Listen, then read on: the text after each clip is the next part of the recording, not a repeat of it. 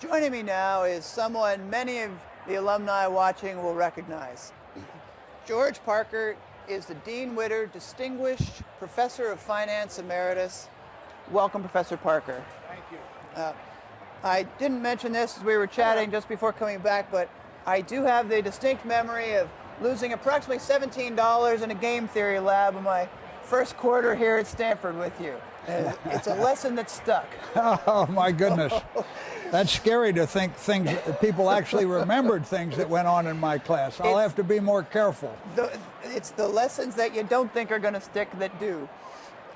40 years ago, the GSB was moving from the quad to its first new dedicated building, GSB South. And at the time, Dean Arbuckle was also leaving the school. Now we've got Dean Joss leaving the school as the school's about to move to a new building as well. So there's a little similarity there. Can you talk a little bit about what some of the similarities are between Dean Arbuckle, a name many of us know, and Dean Joss? Well, I knew Dean Arbuckle very well. He was the dean when I was in the MBA program in the class of 62 and in the PhD program in the class of 67. Bob Joss was in the PhD program class of 68. Bob and I knew each other very well at that time, and our friendship has continued all these years. And I can say without equivocation that if Dean Ernie Arbuckle knew that Bob Joss was the dean of the school and had been the dean of the school for the last 9 years, it would make him very, very pleased. Bob had a relationship with Ernie which was really quite close, and I think Ernie had a huge impact on Bob. And I think a lot of the things that Bob's brought to the school are things that he probably brought because he thinks back on what an outstanding dean Ernie was. What are some of those things? What are some of Dean Joss's best qualities as a dean?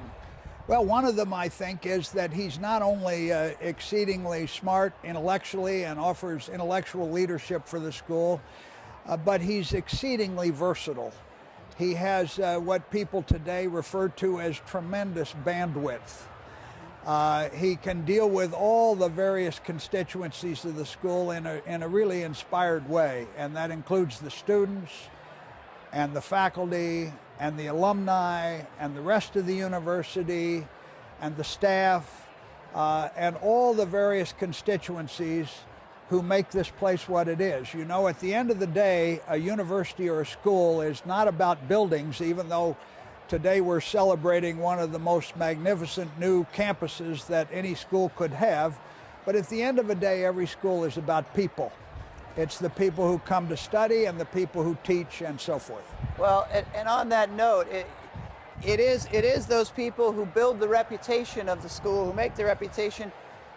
There has to be a certain amount of vision in the leadership of the school, and I think that comes from, my sense as a recent graduate and alum, is it comes from the deans and from the faculty. How would you say that the vision of the deans and the faculty has shaped the GSB? Well, I think vision is the right word. It's a very participatory process around a university, and at a great business school like ours, the faculty's role is huge. One of the things the dean has to do, in addition to being a leader, is to being a tremendous listener and to have a great sensitivity for what the priorities of the faculty really are, in addition to having a great sensitivity to what the students expect from the school. And I think Ernie Arbuckle and Bob Joss and several of the other wonderful deans that the Stanford Business School has had have those qualities.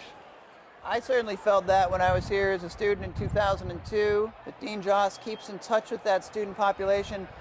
Transitioning a bit into the alumni population, I know that you keep in touch with a lot of the alumni groups. I do. What is the importance, in your mind, of keeping that GSB alumni community tightly knit and staying in touch with them?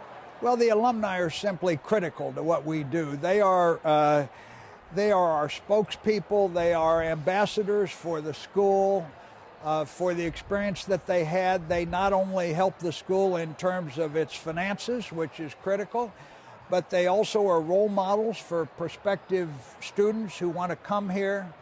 A Alumni are important in actually being employers of our graduates.